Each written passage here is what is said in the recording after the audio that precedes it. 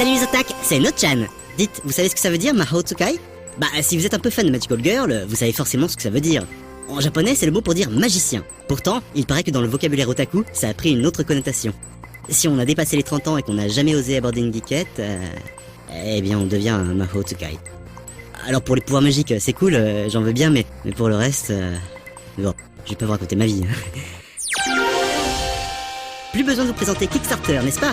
2 projets ont été lancés récemment avec succès via le fameux système de crowdfunding. Tout d'abord, un projet d'édition de l'OST de Turrican. Et Chris Elbeck a annoncé que pour les gens qui ont participé à hauteur de 250 $, il y aura une édition vinyle avec un remix rétro par Yuzo Koshiro. Ensuite, il y a Peeble. Ce projet réinvente la montre bracelet en proposant des interactions avec son smartphone préféré via une connexion Bluetooth.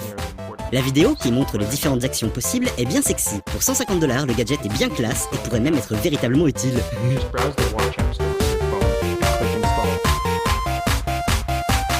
Vous en avez marre du décor plan-plan de votre bureau? Vous voulez une décoration qui en impose devant les clients? Ou juste un coin sympa pour la pause café? J'ai trouvé ce qu'il vous faut! Cette reproduction du mur d'Alduin, un objet que les fans de Skyrim connaissent bien. Tout d'abord présenté sur le stand de Bethesda à l'E3, le mur a trouvé un refuge bien au chaud dans le bureau du développeur. Passons maintenant à un autre bouffeur de temps machiavélique sorti récemment, Diablo 3. Comme vous le savez sans doute, il y a une tradition dans la série d'inclure une quête débile dans chaque épisode. Ça a commencé avec la quête des vaches dans Hellfire, puis le co-level de Diablo 2. Pour ce 3e épisode, les développeurs ont voulu répondre aux fans qui se plaignaient que le jeu était trop joyeux et coloré lorsque les premières images avaient été diffusées. Le niveau secret est donc un pur cauchemar psychédélique et acidulé sur le thème des petits poneys. Oui, ils ont osé. En tout cas, je connais au moins une Pegasister fan absolue de Diablo qui en frétille d'avance.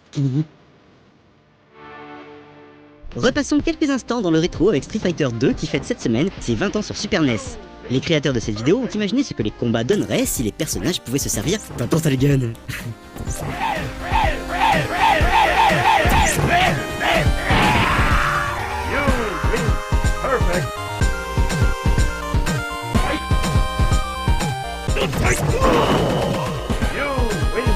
Après l'adaptation très réussie de Batman Year One, les studios d'animation de la Warner viennent d'annoncer une version animée de The Dark Knight Returns, l'autre chef-d'œuvre de Frank Miller qui, dans les années 80, avait redonné un second souffle à l'homme chauve-souris.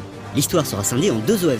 La première partie devrait sortir fin 2012 et la seconde au printemps 2013. Et en attendant, on est curieux de voir ce que donnera Catwoman dans le prochain film de Christopher Nolan, qui sort dans peu de temps. Allez, c'est tout pour cette fois. À la semaine prochaine les otaku.